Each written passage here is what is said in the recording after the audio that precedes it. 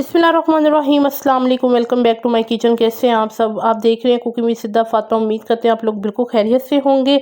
आज मैं आपके साथ रेसिपी शेयर करूंगी बीफ यखनी पुलाव की, जो कि बनाना बेहद आसान है और बहुत ही डिलीशियस रेसिपी है।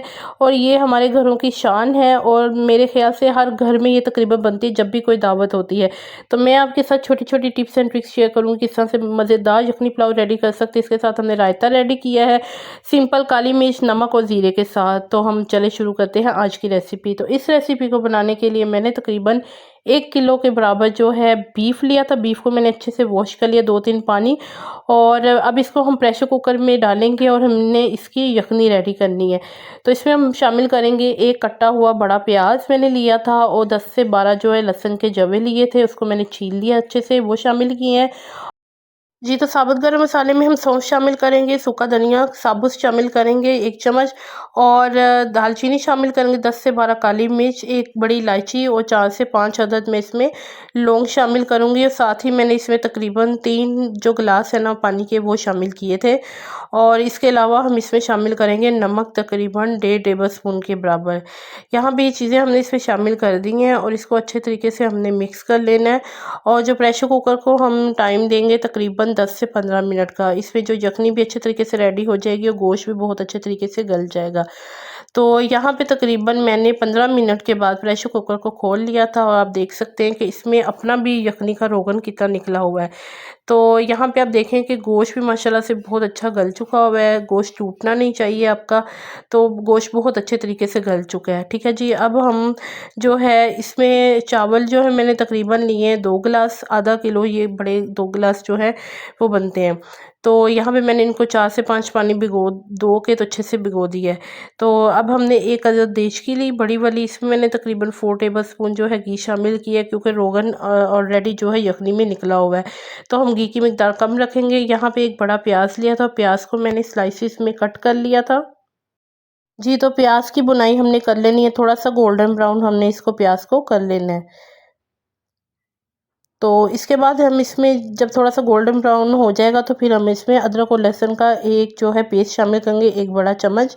तो ये शामिल करने के बाद अब इन दोनों चीज़ों को हम भून लेंगे 4 से 5 मिनट तक, ताकि जो लहसुन का कच्चापन है वो भी ख़त्म हो जाए। यहाँ पे एक बड़ा टमाटर लिया था, स्लाइसिस में कट कर लिया है, और एक बड़ा मैंने लेमन लिया था, उसको मैंने स्लाइसिस में कट कर लिया है। और इसको भी इसमें शामिल करने के बाद अच्छी सी बुनाई करेंगे तकरीबन 2 से 3 मिनट के लिए, ताकि जो प्याज जो लहसुन है वो भी गल जाए और टमाटर भी गल जाए। यहाँ मैं इसमें 1 चम्मच ज़ीरा शामिल करूँगी, बादियान का एक फूल है, दालचीनी है, और 10 से 12 जो है साबुत काली मिर्चें शामिल की हैं, सूखा धनिया शामिल किया, और एक बार मैंने तेज़पात शामिल किया, उसके मैंने 2 टुकड़े कर लिए थे। तो ये शामिल करने के बाद भी हम इसकी मज़ीद बुनाई करेंगे ताकि ये तमाम चीज़ें अच्छे से भुन जाए। अब इसमें मैं शामिल करूँगी तकरीबन 10 अदद मैंने मिर्चें ली थी, उसको मैंने स्लाइसिस में कट कर लिया था। तो इनको शामिल करने के बाद अब मज़ीद आपने अच्छे से बुनाई करनी है। तो यहाँ पे ये देखें सारी चीज़ें मैंने इसमें शामिल कर ली हैं। इसमें हम लाल मिर्च पाउडर वगैरह कुछ भी शामिल नहीं करेंगे। तो हमने हरी मिर्चें इसमें ऑलरेडी शामिल करनी, इसका टेस्ट बहुत अच्छा आता है। और नमक शामिल करेंगे तकरीबन 1 टेबल स्पून। 1 टेबल स्पून मैंने इसमें काली मिर्च पिसी हुई शामिल की है। जी, तो यहाँ पे इसमें तमाम मसाले हमने शामिल कर दिए हैं। अब इसकी हमने अच्छे तरीके से बुनाई करनी है, थोड़ा सा पानी शामिल करके हम साथ साथ इसकी अच्छे तरीके से बुनाई करते जाएंगे। और अब मैं इसमें गोश्त शामिल कर दूंगी, इसको मैंने यखनी से अलहदा कर लिया था। तो गोश्त इसमें आपने शामिल कर देना है, अच्छे तरीके से मिक्स करना है। पहले इसकी आपने अच्छे से बुनाई करनी है इसमें मसाले के साथ, और थोड़ा थोड़ा पानी आपने इसमें डालते जाना है ताकि हम जो गोश्त है वो अच्छे तरीके से भून लें। तो यहाँ पे मैं इसको भून रही हूँ। अब मैं इसको कवर कर दूँगी तकरीबन 5 से 6 मिनट के लिए, ताकि एक अच्छा सा जो है ना इसका अरोमा है और गोश्त जो है थोड़ा सा जो कसर रह गई थी वो गल जाए। तो यहाँ पे देखें तकरीबन जो गोश्त है उसको मैंने बुनाई भी कर ली थी, गोश्त जो थोड़ी सी कसर थी वो भी गल चुका है। अब मैंने इसमें दही शामिल किया है तकरीबन आधी प्याली, लेकिन दही को आपने फेंट के शामिल करना है, वैसे कभी भी शामिल नहीं करना, इस तरह से गुठलियाँ बन जाएंगी तो उसका जो टेक्स्चर है वो ख़राब हो जाता है। अब मैंने यखनी शामिल कर दी है, तकरीबन 2.5 गिलास मैंने जो है यखनी मेरे पास थी वो मैंने इसमें शामिल कर दी है। और यखनी शामिल करने के बाद हमने इसको कवर कर देना है थोड़ा सा, ताकि इसके ऊपर जो है ना वो बॉयल इसमें अच्छा सा आ जाए। फिर हम बाद में इसमें चावल शामिल करेंगे। तो नमक आपने जो है वो अपने टेस्ट के मुताबिक इसमें टेस्ट कर लेना है कि नमक अगर कम लगे तो आप अपने टेस्ट के मुताबिक इसमें नमक शामिल कर लें। यहाँ पे अच्छा सा बॉयल आ गया था यखनी को, तो मैंने इसमें जो है चावल शामिल कर दिए। चावल शामिल करने के बाद आपने अच्छे तरीके से इसमें मिक्सिंग कर लेनी है चावल की, हल्के हाथ से। आपने बहुत ज़्यादा इसमें चम्मच नहीं चलाना है। तो यहाँ पे तकरीबन जो चावल को मैंने अच्छे तरीके से यखनी में मिक्स कर दिया है। अब यहाँ पे मैं इसके ऊपर लिड के साथ इसको कवर करके रख दूँगी।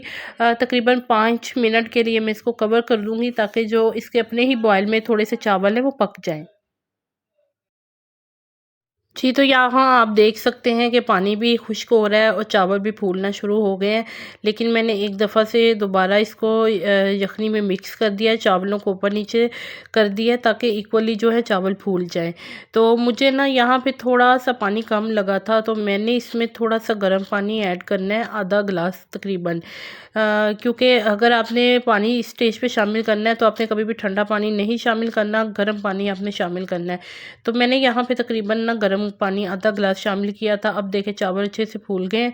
इस स्टेज पे हमने इसको दम देना है। मैंने यहाँ पे इसमें शामिल कर दिए थे जो पुदीने के पत्ते, और यहाँ पे मैंने कपड़ा रख के इस लिड के ऊपर तो मैंने इसको कवर कर दिया था। तो तकरीबन 15 मिनट हमने इसको दम दिया है। तो 15 मिनट के बाद हमने लिड को हटा दिया, तो माशाल्लाह से बहुत अच्छे जो हमारा यखनी बीफ यखनी पुलाव बन के रेडी हो चुका है। तो अब मैं दिखा सकती हूँ आपको कि कितने अच्छे चावल, खिले खिले चावल बने और बहुत ही अच्छे माशाल्लाह से, बहुत खुशबू वाले और बहुत ही जायके वाले। तो यहाँ पे अब हम इसको जो है थोड़ी सी इसकी भाप निकल जाएगी तो हम इसको प्लेटर में डाल लेंगे। तो ज़बरदस्ती रेसिपी माशाल्लाह से हमारी रेडी हो चुकी है बीफ यखनी पुलाव की। आई होप आपको आज की रेसिपी ज़रूर अच्छी लगी होगी। अगर रेसिपी अच्छी लगी है तो लाइक एंड शेयर करना मत भूलिएगा वीडियो को, और चैनल को ज़रूर सब्सक्राइब कर दीजिए। आप लोगों की सपोर्ट हमें मज़ीद मोटिवेट करती है। तो इंशाल्लाह ताला फिर मज़ीद रेसिपीज़ के साथ हाज़िर होंगी आपकी खिदमत में। स्टे ट्यून, खुश रहिए, अल्लाह हाफ़िज़।